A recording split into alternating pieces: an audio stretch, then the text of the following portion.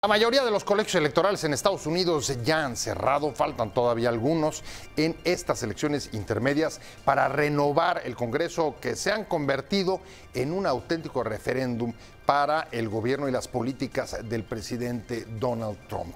Hay algunos indicios que señalan que quizá esta no va a ser una muy buena tarde para el mandatario republicano, pero hay que ver. De esto vamos a hablar ahora en Opiniones Encontradas. Muchas gracias por estar con nosotros en este programa en el que todas las ideas se pueden cuestionar siempre que se debatan. Acompáñenme, vamos rápido a ver algunos datos de contexto sobre las posiciones que han rodeado esta contienda electoral para arrancar aquí con nuestro análisis de hoy. Soy José Buendía y le dejo mi Twitter, José Buendía MX. Vamos pues rápido para arrancar aquí en nuestro foro con las elecciones intermedias en Estados Unidos. Las elecciones para la renovación del Congreso en Estados Unidos son un refrendo sobre la presidencia de Donald Trump y sus políticas, pero tiene también el sabor de un examen a la salud de la democracia de ese país. Las cadenas de televisión CNN, Fox, NBC, así como Facebook, rechazaron un anuncio del republicano por su contenido racista.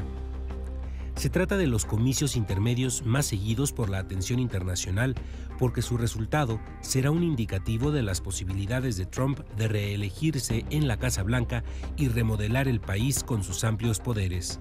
Hay que decir que desde que llegó al poder ha convulsionado la escena mundial con decisiones que afectan a las principales instituciones sobre los que se construyó el orden de la posguerra. Las elecciones legislativas en Estados Unidos coinciden con el inicio de la nueva administración de López Obrador el 1 de diciembre. Su resultado será de la mayor trascendencia porque redefinirá a sus interlocutores en el país vecino para los siguientes 2 años al menos, además de influir en la firma del Tratado México, Estados Unidos y Canadá. Con las elecciones está en juego el control del poder político en Washington, ahora bajo dominio republicano subordinado a Trump, donde se elegirán los 435 curules que conforman la Cámara de Representantes y 35 curules del Senado. El mismo día también culminan contiendas para gobernador en 36 de los 50 estados. El eje de la estrategia electoral promovida por Trump incluye la retórica y acciones antiinmigrantes al punto de tratar de vincular al crimen con la caravana de migrantes centroamericanos en el anuncio que las televisoras se negaron a transmitir. Trump no ha dejado de advertir que se aproxima una invasión de caravanas centroamericanas y que eso, combinado con demócratas radicales, ponen al país en riesgo. El fin de semana celebró cómo los soldados que envía a la frontera colocan una alambrada de púas. El presidente estadounidense Donald Trump ha llamado a los ciudadanos a que voten como si él estuviera en las boletas y les advierte sobre las consecuencias desastrosas para el país si gana esa turba demócrata que promoverá propuestas socialistas y abrirá las fronteras a los inmigrantes que llegarán no solo a robarse empleos, sino que amenazarán al país, si no por ser criminales, sí por votar. El expresidente Barack Obama ha entrado de lleno en campaña y dijo que en las últimas semanas ha habido intentos continuos para dividir con una retórica diseñada para enfadar y asustar, con imágenes para explotar la historia de división racial y étnica y para colocarles uno en contra del otro. Puntualizó que podrían ser las elecciones más importantes de la historia de Estados Unidos, por lo que el carácter de su país está en la papeleta electoral.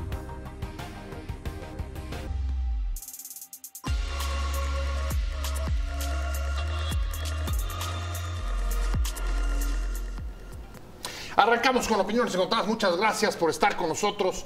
Algunos calificativos para describir esta jornada electoral en Estados Unidos. Una de las más concurridas, una de las que más han preocupado en Estados Unidos y en el mundo, una en la que el presidente ha estado en la boleta, ha sido de buena medida un refrendo o un plebiscito de la presidencia de Donald Trump, y también quizá el rasgo más preocupante de este proceso electoral estadounidense, las elecciones más polarizadas en la Unión Americana, al punto que han despertado alarma dentro de los propios medios de comunicación editorialistas que ven a una nación muy, muy enojada y muy polarizada, más que ninguna otro momento de su historia reciente. Me da mucho gusto que esté con nosotros Arturo Magaña. ¿Cómo estás? Hola, Pepe. Arturo Magaña, gracias. Internacionalista, académico de la Universidad Iberoamericana, y además ya lo conoce, ha estado con nosotros en muchas oportunidades y un placer tenerte aquí. No, hombre, el placer es mío, un gusto estar. Natasha.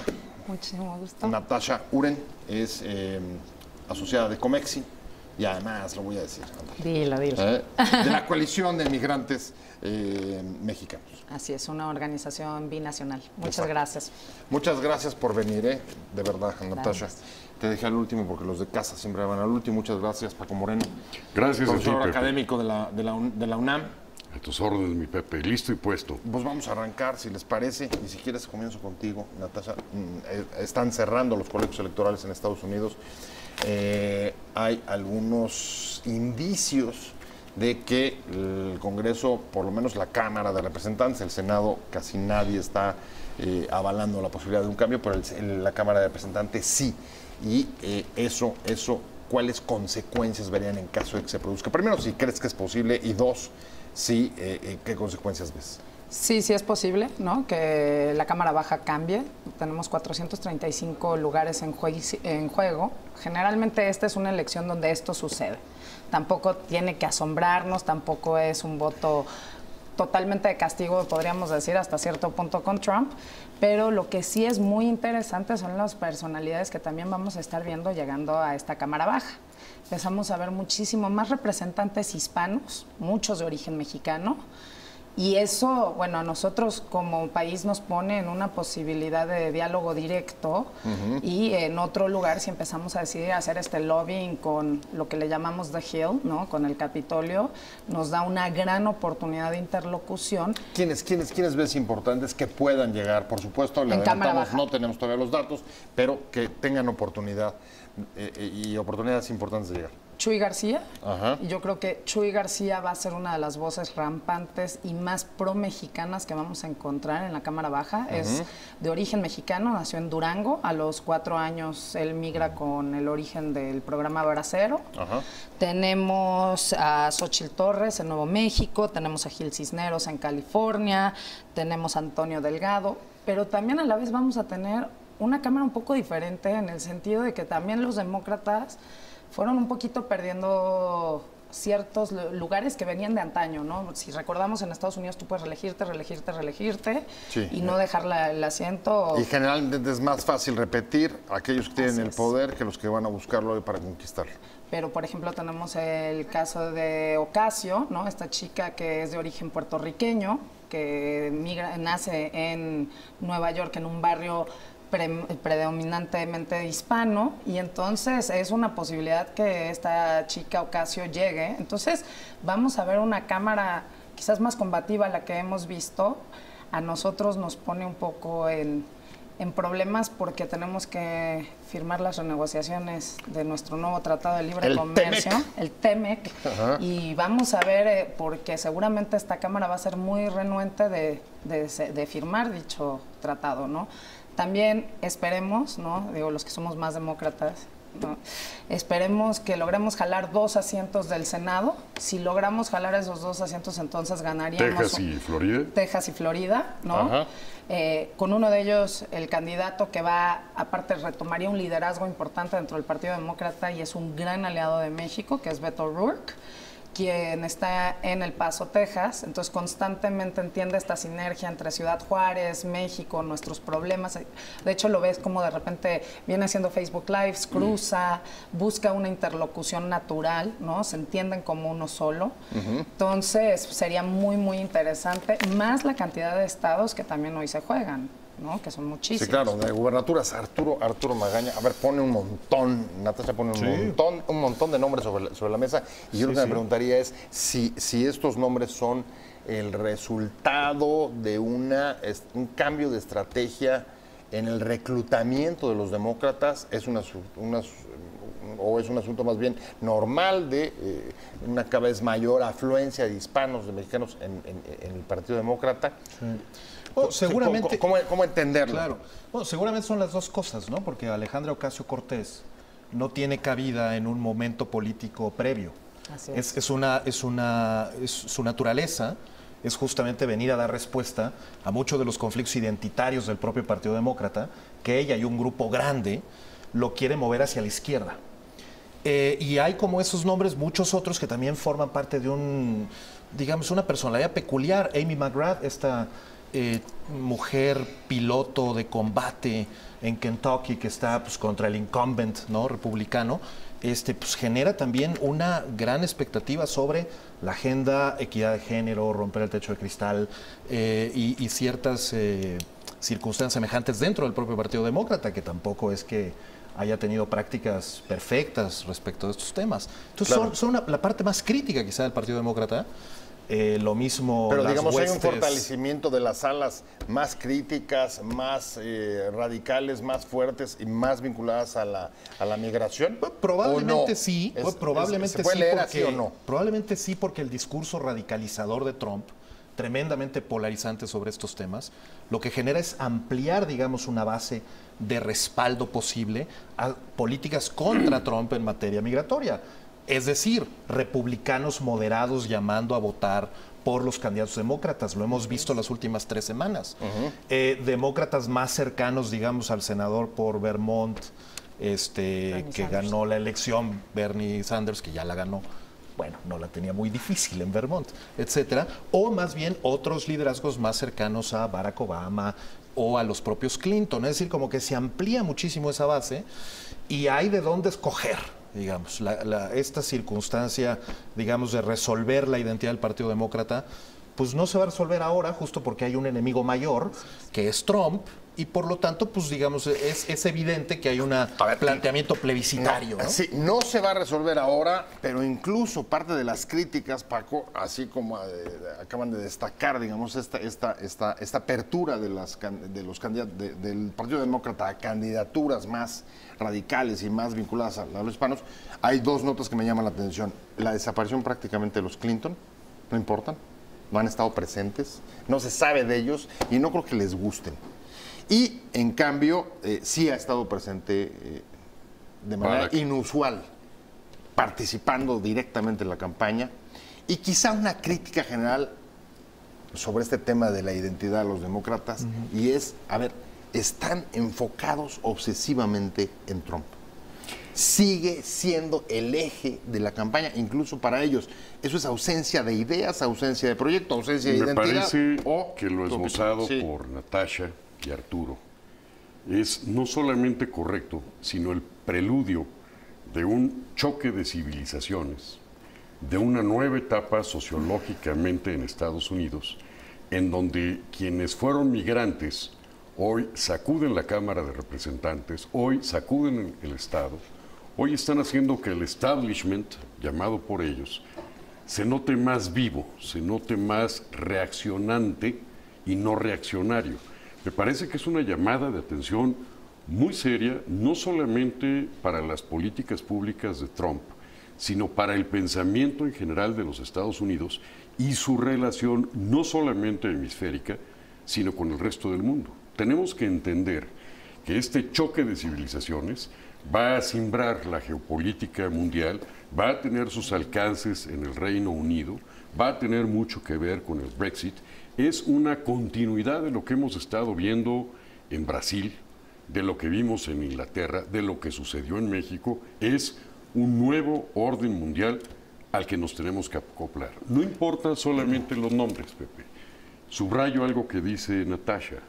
Es también la facilidad de comunicación que hay ahora, por ejemplo, entre un posible nuevo senador tejano, un nuevo senador en Florida. Que entienden que esto ya cambió. La manera de hacer política, the way of doing politics, está totalmente rebasado por una Cámara obsoleta, enquilosada, que no tenía movimiento y hoy está participando hemisféricamente con un superpoder. Ahora, el problema es que ya lo vimos incluso en elecciones anteriores, cuando algunos movimientos, por ejemplo el de mujeres, también trató de detener la candidatura de Donald Trump, y la verdad es que en las elecciones presidenciales, como vimos, no se logró. Las elecciones intermedias para la renovación del Congreso en Estados Unidos, una de las elecciones más seguidas internacionalmente y que más preocupan, porque si nuevamente sale y gana el Partido Republicano, pues tendrá 2 años al menos el presidente Donald Trump para poder hacer las transformaciones que viene haciendo, con un amplio poder para transformarlas. Me quedé contigo, Natasha, en el tema justamente de las resistencias, la resistencia de género, el movimiento Me Too o el mismo movimiento hispano, 2 en los que en las elecciones presidenciales se confió pensando que serían 2, digamos, valladares para limitar el ascenso de Donald Trump, que en ese momento no se produjeron, no llegaron. Estoy de acuerdo. Creo que recordemos cuándo se da el Women's March. Se da hasta después de la elección. El Women's March no se da antes. El movimiento Me Too no se da antes. Se da ya una vez con Trump adentro del gobierno. Y también tenemos la realidad de que cortó los fondos al Planned Parenthood. Y al cortar los fondos que tenía Planned Parenthood, también removió una parte de la población que estaba dormido, que estaba en una situación cómoda, ¿no? Las mujeres estaban cómodas, y no olvidemos que a nivel mundial el tema de aborto ha sido una de las grandes agendas que se empezaron a mover desde el año pasado y que están muy presentes en las mujeres, ¿no? El tema del derecho a decidir en un país como los Estados Unidos, donde ha sido un derecho y que se había avanzado muchísimo. Para muchas mujeres esto es un retroceso.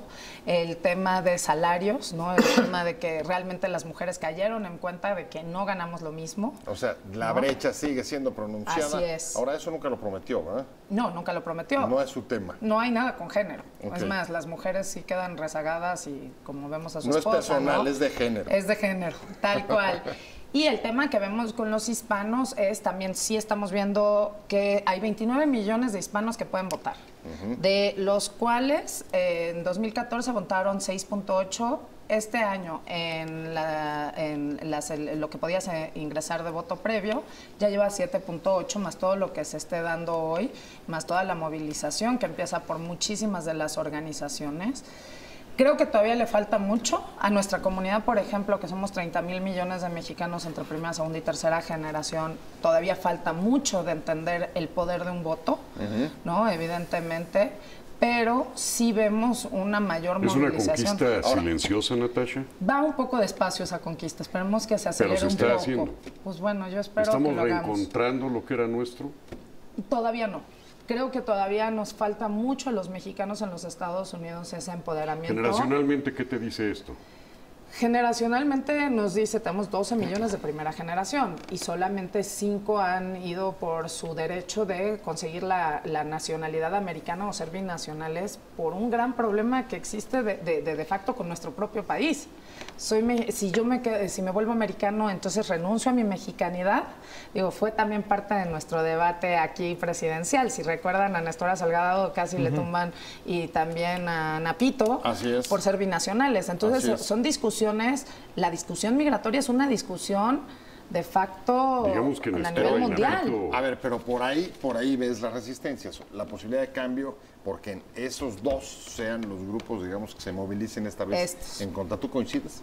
Sí, coincido plenamente, y además creo que hay más clivajes y más grupos movilizables en esta circunstancia, dado que pues, el discurso de Trump de las últimas semanas, y especialmente de los últimos días, el comercial sobre Luis Bracamontes, el personaje de origen mexicano que asesinó a 2 policías y que luego manipula esas imágenes con las de la caravana migrante, pues muestra que efectivamente hay un planteamiento serio de parte de Trump de incluso fortalecer ese discurso xenófobo, racista, ciertamente antiinmigrante, un poco para movilizar a sus bases y para poner a prueba ese discurso hoy. Siendo él mismo de origen migrante. Sí, claro, y las contradicciones son muchísimas. A propósito de ese tema y de muchos otros, los fact-checkers del Washington Post sacaban que había llegado a decir 7,000 mentiras probadas en sus 600 y cacho días de gobierno que lleva la administración. Buena parte de ellos sobre grupos minoritarios en Estados Unidos. Por tanto, también la población afroamericana, que ahora se empodera muchísimo en Florida y en Georgia, por toda clase de declaraciones, el propio presidente llamándole de maneras terriblemente incorrectas al candidato demócrata, su adversario llamándole mono. En fin, estamos hablando de un deterioro muy profundo del discurso que genera otros clivajes raciales, efectivamente de género, de minorías. Es un deterioro del discurso, pero además un deterioro general. Aunque ayer lo que vimos, yo no sé cómo lo juzguen, cómo lo califiques. Paco, a ver, que por lo menos son 3 cadenas de televisión y Facebook hayan rechazado el anuncio por alto contenido racista del presidente. Bueno, y que Fox News lo haya rechazado. Porque ya dice un chorro. Sí, habría que ver y entender algo. El mundo cambió. Somos actores, algunos más pasivos, la generación de ustedes más activos, ante un nuevo orden mundial. Un orden al que tenemos que estar muy dispuestos a colaborar o a quedarnos atrás. A ver, pero, con el enorme deterioro, por ejemplo, del discurso de Trump, pasa de migración a los últimos 2 días cuestiones económicas. Pero fíjate. Eso es un error terrible. Tú dices nuevo orden. Sí. Otros lo que dirían es más bien un nuevo desorden, porque en estos 2 años... Déjame ponerle debajo de la mesa y luego rebaten. A ver, en estos 2 años, quizá el presidente que ha atacado a prácticamente todas las instituciones sobre las que se construyó el orden internacional de posguerra ha sido Donald Trump. Él es el que más ha afectado a las instituciones de la posguerra. Precisamente tenemos que recordar qué sucedió con Grecia y Roma y España, e Inglaterra y Francia. Hoy estamos viendo el declive de una Rusia insolente, de una China preponderante, de una Corea agazapada, de un Estados Unidos que está encolerizado en sí mismo, pero quiere regresar a un establishment más actuante, menos ocurrente. Se me hace que estabas pensando en Nerón. No sé qué recuerdo y Donald Trump, pero en cualquier caso... No pensaba yo en Adriano, En cualquier caso... A lo mejor Calígula. En cualquier caso, déjame poner una cifra sobre la mesa. Uno de los datos que sí traemos es, hay en el primer recuento de los exit polls un rechazo de 55% a Donald Trump. Sí, correcto. En las elecciones de medio término de Obama fue de 54%. Sí, claro. Prácticamente igual. Sí, sigue todavía ahí en el aire en estas elecciones intermedias para renovar el Congreso de Estados Unidos, en los que, antes de irnos al corte, decíamos, 55% según algunos datos de exit polls votaron en contra del presidente Trump, una cantidad similar a la que en las intermedias recibió Barack Obama. Pero se trata de unas elecciones que sin duda van a tener enormes repercusiones para México. Voy contigo, Natasha.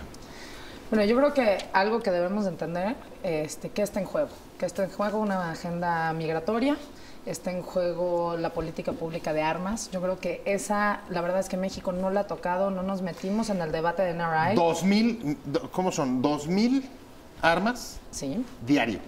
Ingresan a nuestro país. Y nosotros... Diario. Nosotros actuamos como si no pasó cuando se dio el debate en Florida. Pasó desapercibido en México y es algo grave, porque la violencia en México es suscitada por o sea, cuando ellos dicen, que ustedes nos mandan las drogas, mexicano? Lo sabrá el Congreso mexicano, pues yo creo que no lo he escuchado, ¿no? Yo todavía no lo escucho. Sería muy interesante, por lo menos un punto de acuerdo, que fuéramos a revisar la por lo menos no se han posicionado. Y el tercero, comercio. Y migración. Y ahí me migración, preocupa. Comercio, género, ¿no? El tema de aborto. Ajá.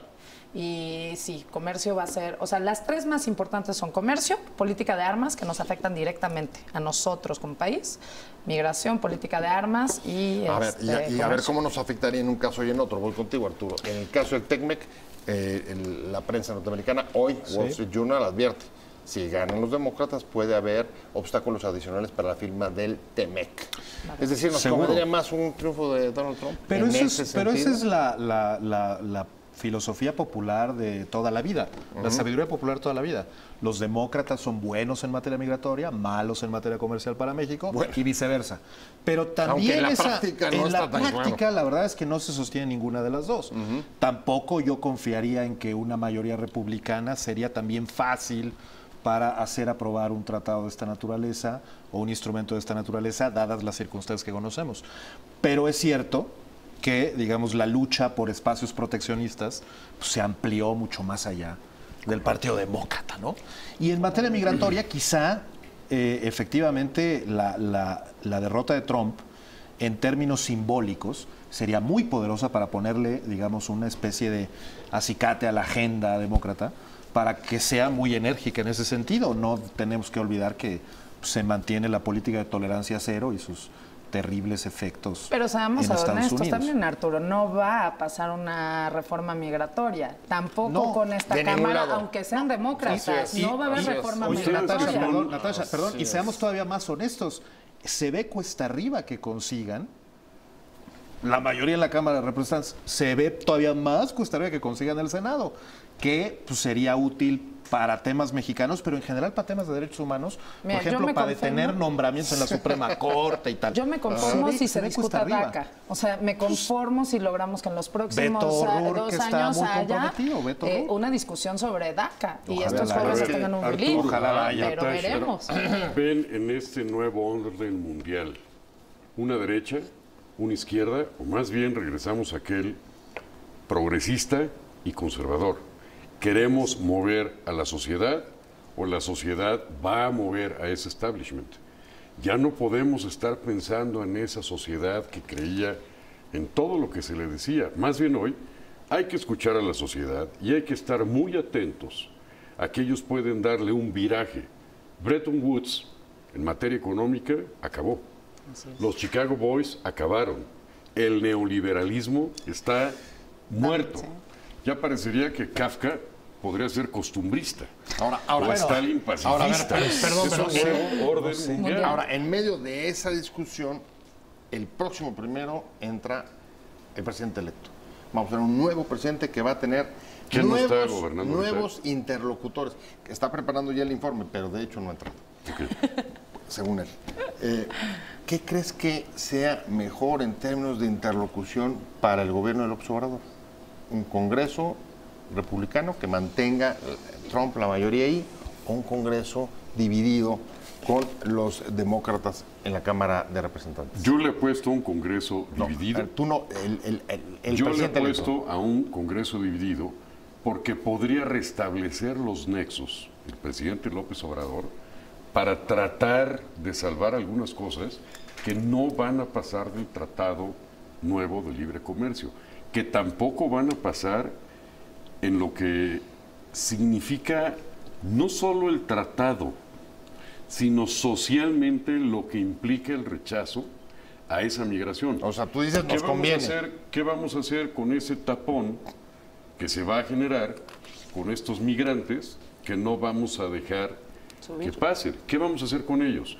¿Cuál va a ser socialmente la función del gobierno mexicano? ¿Va a tener recursos para entregar visas de trabajo o va a ser otra más de las transformaciones que deforman un orden nacional? Tenemos ya completo el sistema laboral, vamos a poder cargar con esos compañeros que vienen de Centroamérica y cómo lo vamos a enfocar hacia Estados Unidos. Nada va a tener que ver pero el en cualquier Bueno, ya te caso, metiste en la discusión sí, de tercer este país ya seguro estás y en no otro sabemos tema. dónde vamos a acabar todavía en esa. Ese es otro. ¿Qué piensa tu generación o la generación de Arturo? A ver, ¿Qué vamos a hacer? ¿Congreso dividido o Congreso republicano? ¿Qué crees que le funcione más al López Obrador y al país? Creo que ahorita las cosas también están ríspidas. No sabemos el sentir del Congreso demócrata, porque también ha habido una actitud de nuestro gobierno de poder entablar un diálogo colaborativo con el gobierno de Trump. ¿No? O sea, ya hay acuerdos para plantar los arbolitos que quedaron en el sur, ¿no? Para detener la migración, ahí va a estar. ¿Qué no les hace? Ahí va a estar la gran pregunta. ¿Vamos a firmar como tercer país seguro? O sea, y entonces en un Congreso dividido, con más razón, el Congreso dividido o en su mayoría demócrata no va a dejar pasar ese tratado, evidentemente. Pero México sí tiene una obligación de dejar de quedarse al margen y empezar a subir sobre la agenda una política migratoria, tanto hacia nuestra frontera sur como hasta nuestros 12 millones de mexicanos que se encuentran del otro lado. No hemos hecho ningún lobbying necesario para empujar una reforma migratoria. ¿El Congreso mexicano lo está reflexionando?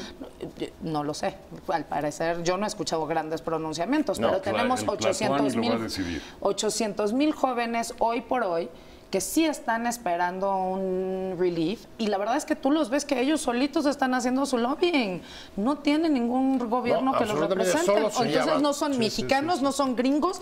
¿Qué son estos chicos? Entonces el gobierno mexicano tiene que tomar una proactividad de irse a la Casa Blanca. Y pronto ni los que nazcan ahí tendrán derechos si prospera claro. eso. Me voy contigo. Sí. ¿Qué va a beneficiar más a México y al observador? Sin duda, un Congreso que no tenga mayoría republicana. Porque un Congreso de mayoría republicana significa Trump candidato en 2020.